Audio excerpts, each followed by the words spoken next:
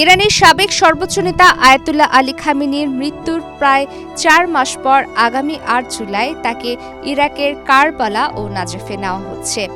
সেখানে বড় পরিসরে শোক অনুষ্ঠান শেষে দাফনের জন্য তার মরদেহ আবার ইরানের মাশহাদে ফিরিয়ে আনা হবে।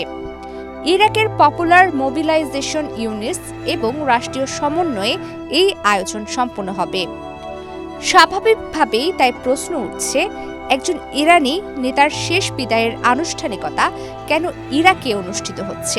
একমাত্র স্মার্ট সিটি বসুন্ধরা, আধুনিকতায় এক ধাপ এগিয়ে।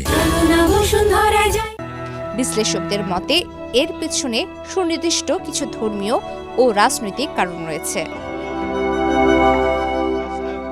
ইরাকের কারবালা ও নাজাফ শহর শতাব্দীর পর শতাব্দী ধরে শিয়া ইসলামের অন্যতম পবিত্র কেন্দ্র হিসেবে পরিচিত।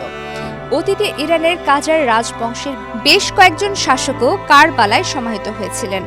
খামেনির স্মরণ অনুষ্ঠান এখানে আয়োজনের মাধ্যমে তার রাজনৈতিক ও ধর্মীয় উত্তরাধিকারকে শিয়া ঐতিহ্যের সঙ্গে আরও গভীরভাবে যুক্ত করার চেষ্টা করা হচ্ছে।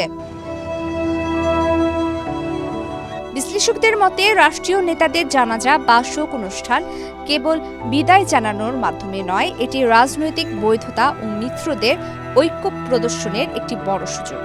সাম্প্রতিক সময়ে সিরিয়া ও লেবাননে ইরানের প্রভাব কিছুটা চ্যালেঞ্জের মুখে পড়েছে।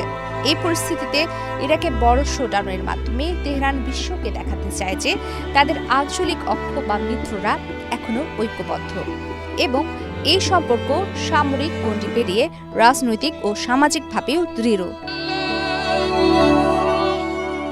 খামেনির মৃত্যুর দীর্ঘ ৪ মাস পর এই আনুষ্ঠানিকতা এমন এক সময়ে হচ্ছে যখন মধ্যপ্রাচ্যের রাজনীতিতে অনেক পরিবর্তন এসেছে। ইরান বর্তমানে যুক্তরাষ্ট্রের সঙ্গে নতুন করে আলোচনা শুরু করেছে, উপসাগরীয় দেশগুলো উত্তেজনা কমানোর চেষ্টা করছে এবং ইরাকও সংঘাত থেকে দূরে থাকার নীতি নিয়েছে।